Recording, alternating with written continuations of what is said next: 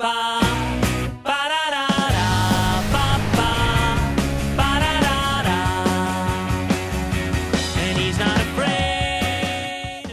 60s Batman series is one of those things you either love or you don't. Some people appreciate camp, and for others, it's just not funny. I grew up during that rare period where the campy Batman was what a lot of people knew, but a darker take was on the rise, thanks to Frank Miller and The Dark Knight Returns. By the time I was 6, Tim Burton's Batman film, which at the time was the darkest version anybody had seen on screen, had been an insane success, and suddenly Batman was as hot as he'd ever been. But a lot of people who loved that movie had grown up with Adam West also, like my parents, and there was still a place for that tongue-in-cheek comedy of the 60s show. So as a kid, I was exposed to both versions. I watched the '89 film on video, I saw the 60s show on reruns on the Family Channel, and from 1992 onward, I watched Batman the Animated Series. So seeing all this together at such a young age, I understood that there were different versions of Batman, but it never occurred to me that one was meant to be taken more seriously than another. These days, a lot of kids are desensitized to certain kinds of violence at a much younger age than I was, I think, and so as hard as it might be to believe, I never really picked up on the silliness of it until I was older. I didn't catch the goofiness, the camp, the over-the-top satire, any of that stuff. It was weird, to be sure, but I just thought all of Batman's adversaries were so nuts that they just lived in this topsy-turvy world that we saw at a 45-degree angle. To my untrained and naive 6-year-old eyes, these precarious cliffhangers Batman and Robin would find themselves in at the end of an episode were terrifying. They'd be hanging over a pit of crocodiles, or standing between two walls of spikes that were slowly moving in to crush them, or the one that creeped me out the most, being turned into a live wax statue at a wax museum. So I've told you all that to say this. I'm not going to try to convince anyone who doesn't like the Adam West version of Batman how hilarious, clever, and brilliant I think it is. Some fans just want their Batman dark, and it doesn't matter that this version knew it was silly and that it was making fun of it. And I get that. Some fans blame the show for the fact that it took so long for most people to take the character seriously, and for comic book writers to give us more character-driven detective stories. And yeah, that's kind of fair too. It was very popular, and that's the Batman people wanted for a long time. When it fell out of popularity, a lot of people just thought that's what Batman was, and there wasn't really anything left to do with him. Now, I like my dark and edgy Batman, but I also love what Adam West often calls the theater of the absurd. I'm a big fan of The Tick, They Might Be Giants, Hitchhiker's Guide to the Galaxy. Batman was bizarre, and intentionally so. It was ahead of its time in a lot of ways, trying to put as many weird ideas on screen as it could. I never saw it as a show making fun of Batman. This is a different Batman from every other version. A lot of the names and gadgets are the same, but the character is fundamentally different, and he lives in a fundamentally different world. He isn't trying to strike terror in the hearts of bad guys. He just has a lot of money and seems to think it's fun to put on a cool costume, deck out the cave under his house, label everything, put the word bat in front of every single item he owns, and go out and solve crimes. Everyone in this universe thinks Batman is the smartest man alive, even though in the series, and especially in the movie, there are lots of really obvious things he doesn't notice right in front of his eyes. But in a way, he is the smartest person alive, because he drives around in a convertible dressed up like a bat, dresses his ward up even more goofily than he is, and convinces the police department to deputize him as an official agent of the law, while he's solving problems a smarter police force could easily handle. This guy is a genius. So since the 60s Batman is ultimately a matter of taste, it's impossible to criticize on the same level as many of the other movies I review on Superhero Rewind. Naturally, it breaks every rule. It's making fun of not only the absurdity of putting on a costume and fighting crime, but also movie tropes, the government, and society at large. It's not really about anything, and it knows that. So I'm going to look at it mostly on the level of parody and focus on what made the series work for those of us who indeed do think that it worked, and whether the movie is living up to that. After all, Batman was a half-hour show, often with cliffhangers that bridged it into a full-hour episode. Taking that to a full hour and 40 minutes is quite a challenge. The movie makes the right opening move, make it bigger, grander, more of a spectacle. It's a feature film, there's more money in it, so it opened the canvas and really make it larger than life. Most of the TV show took place in the Batcave, Wayne Manor, police headquarters, and in the bad guy's hideout. The movie uses a lot of location shooting, especially the pier in Santa Barbara, where the movie's most famous and arguably funniest scene takes place, where Batman's running around with that bomb trying to figure out where to let it blow up. There are lots of vehicles the show could never have afforded, and which, according to Adam West and Burt Ward in the commentary, were intended to be used again for the show, but rarely were, like the Batboat, the Batcopter, and the Batcycle, all of which, like the Batmobile, were fully functional, they look really cool, and they're lots of fun to see. Put yourself in the shoes of the fans who watched the show for a full season, went to the big screen, and got to see Batman and Robin flying and riding around in these toys. It was a big deal. And the bad guys get something fun to ride around in too, the Penguin's Army surplus submarine he bought from the Pentagon under the name P.N. Gwyn, complete with hilarious flippers on the back that bob up and down. Instead of just one or two villains, it's all the most popular villains teamed up to form the United Underworld, the Penguin, the Joker, the Riddler, and Catwoman, portrayed here by the very talented Leanne Merriweather because Julie Newmar was busy with a movie. Merriweather gets the material, is wonderfully cat-like, and does a fair Russian accent when she's disguised as Miss Kitka, though I do prefer Julie Newmar, who always came off as a little more seductive and menacing to me.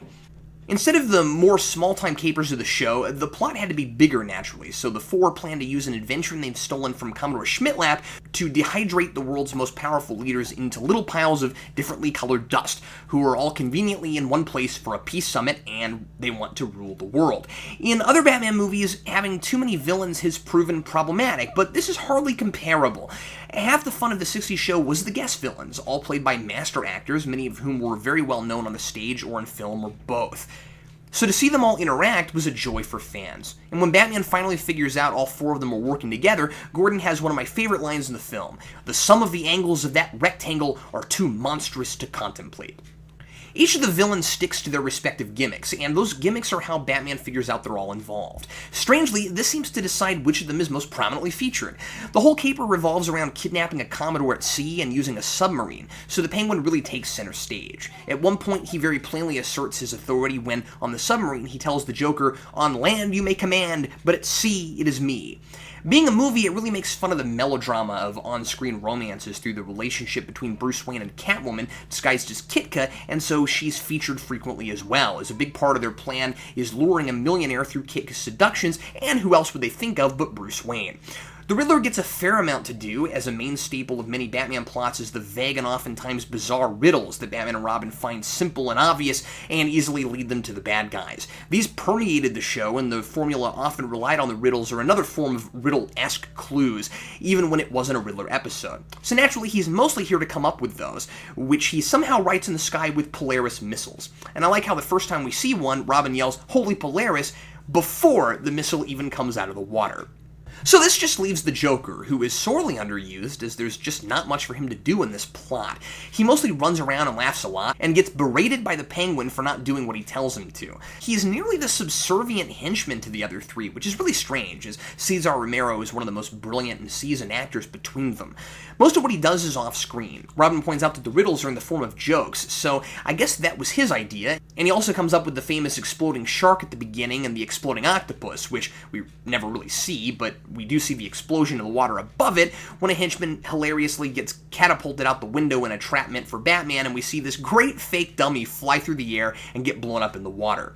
I would have liked to have seen the Joker get more to do than just bring Commodore Schmidt-Lap his tea and yell "load torpedo tubes" and fire a lot. As I said, it's more of a visual spectacle than the series ever had a chance of being, and while it's fun to look at, pacing is sacrificed. The cleverly absurd gags, exchanges, and one-liners just don't come at as quick a pace as they do in the show. There's a lot of time filled with things like Batman climbing down the bat rope, which is naturally labeled, just in case you're not sure what it is, from the Batcopter, and Robin shooting bat charges at the submarine before the big climax at the end. There's just not as much talking, period. Though that leaves room for more visual comedy, which is good, like the container with all the vials of dust that are supposed to be the leaders of the world dehydrated, which ridiculously bounces up and down violently as the submarine gets hit by the bat charges, but somehow never falls and breaks until the natural payoff when Batman has found the container and everything seems safe, and then Commodore Schmidt-Lap comes in, trips, breaks it, and sneezes the leaders of the world all over the room.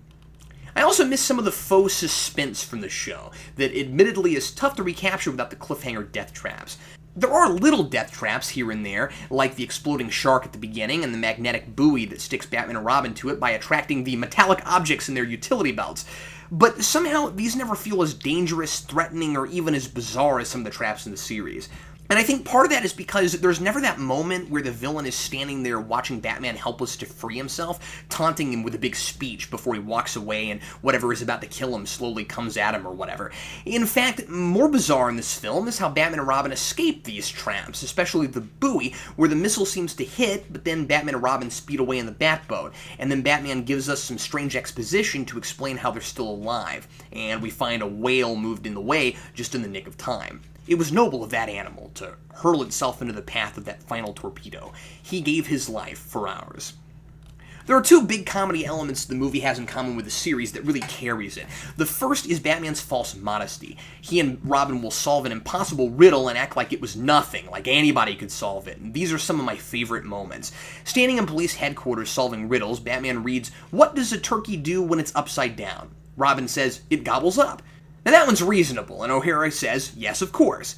But then Batman reads the riddle, "What weighs 6 ounces, sits in a tree, and is very dangerous?" And Robin very seriously answers, "A sparrow with a machine gun." Then Gordon just nods and also says, "Yes, of course." Absolutely absurd, and that's the kind of stuff I love from the series and the movie. And probably Batman's most pretentious moment of all is when the Batcopter gets hit with a Polaris missile and crash lands on a bed of foam rubber right in front of a foam rubber store. Yeah, an entire store of foam rubber. Robin says they were sure lucky, and Batman agrees. Then he thinks better of it and says, "Though I did think I noticed it out of the corner of my eye." And like I said earlier, everyone treats Batman like he's brilliant, but he really just does come off as a rich guy playing around in a costume. And it's lucky the whole world seems to conform to the campy way he likes it, or he would have been killed a long time before this. He'd like us to think nothing gets past him, but he's sure blinded by lust with Miss Kitka. She's wearing a cat brooch and says perfectly over and over again, just like she says it when she's in her Catwoman suit, and he never figures her out until it's spelled out for him at the end. I also think it's really funny that he acts just like Batman when he's Bruce Wayne, all suave and debonair and dripping with cheese. When he's with Kitka, he spouts tons of hilariously trite and sappy poetry, and she pretends to fall for him because, of course, she's Catwoman. I wonder how often women who are actually interested in Bruce Wayne really fall for this.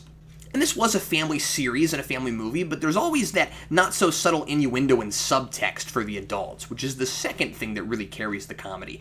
The sexual references are especially funny, like when Bruce is talking about a dream he's having while Kitka tells him to keep his eyes closed in the carriage, and he says, "It's approaching a climax." And she says, "Not so fast, be more slow." There's a lot of obvious but very funny satirization of government. We see two officers in the Pentagon just sitting around playing tiddlywinks when Batman calls and berates them for selling a pre-atomic submarine to P.N. Gwyn and not even leaving his home address. I love these literal portrayals of figures of speech. Sitting around playing tiddlywinks is, of course, an old expression that means the same thing as twiddling your thumbs to describe people who are lazy and not getting any work done. The world's leaders are all morons, just sitting there at the peace conference yelling at each other in different languages, most of them saying things like, "It's imperative we talk about peace," but then, not actually having any real conversation. And that's an absurd, extreme example of real meetings that have happened between world leaders, where everybody throws the word peace around, but they never really actually get anywhere, because they all want different things and they're not willing to compromise. And these world leaders are also totally oblivious to everything that happens around them. They don't notice while each of the others gets dehydrated and turned into dust, nor does it occur to any of them at the end that they're all speaking in different accents, presumably all in the wrong bodies, as Batman says, this strange mixing of minds. And a side note, I also always thought it was weird how the big metal things on their chairs disappear when they reappear, and then there's all those amusing, heavy-handed morals Batman and Robin throw around, my favorite being about the drunks at the Ye Old Bimbo Tavern, when Batman says to Robin, "They may be drinkers, Robin, but they're still human beings." On the commentary, Adam West wonders what would happen if he walked into a bar now and said that to someone. Another is how Batman makes sure that when Alfred drives the Batmobile, he has his driver's license with him, since it's just a given that Robin's too young to drive, even though he flies the Batcopter, but Alfred wears a mask over his glasses. So does Batman assume nobody will recognize Alfred, but just in case he gets in a wreck, he must have his license as a matter of principle? Wouldn't that totally jeopardize his secret identity? But it works with this material. For this Batman, the stunt work and choreography is pretty cool, especially the fight on top of the submarine, though I always thought the blams and biffs were more effective when they took up the whole screen to mask the blows rather than just appearing next to people. But I suppose this is a movie, so I guess they're pretending like they're being more adult and edgy by showing more of the violence. The classic line that's really stuck in public memory from the film, of course, is, "Some days you just can't get rid of a bomb." I think what makes that line so funny and effective is how well the physical comedy works in that scene. Batman's running around with this bomb, and he comes to a nun and a marching band and a woman with a baby carriage and then some ducks, and when he turns back around, he starts running into all the same people he did before. The comic timing in this scene makes it the best part of the movie. So when Batman finally says, "Some days you just can't get rid of a bomb," it's laugh-out-loud hysterical. I think partly why it's remembered, too, is that Batman started to fall out of popularity when the series started to seem too formulaic, and critics were writing things like, "If you've seen one Batman episode, you've seen them all." And it was still on, even though it was obvious that they didn't have any legs anymore. So perhaps some people used that line to make fun of the show. What's funny is the series was almost bought from NBC to go for a 4th season after it was canceled, but they couldn't produce it because the sets were all torn down already and they didn't want to have to shell out the money to rebuild them. One of my favorite lines in the film, lesser quoted, is when Batman is trying to repel that last torpedo coming at them on the buoy, and it isn't working. And he says, "Confound it! The batteries are dead!" Something about Adam West's delivery cracks me up every time, and naturally, part of it is just how ridiculous the situation is. The show and the movie knew what they were, and they didn't apologize for it. This movie really isn't about anything, like I said, though there are a lot of jabs at cultural and political issues here and there. It's just bizarre, clever, and ridiculous, and it warns us with inner titles at the beginning what we're getting ourselves into. On a lot of levels, I think the series works better, especially as a parody of old serials, as the movie is missing a lot of those pretend suspenseful moments, and the announcer is hardly used. But being a big screen movie, it certainly had other things on its mind, and though Frank Gorshin and Cesar Romero don't get the screen time I would have liked, they're both great when they're on screen, especially Gorshin with those maniacal eyes and that broad range of intensity of his. It's extremely hard to rate, but I think, at least comparing it to the series, I'm going to go with a 3 out of 4. And if you're a fan and you haven't yet, be sure to listen to Adam West and Burt Ward's commentary, which I found almost as entertaining as the film itself. Ba, ba, ba.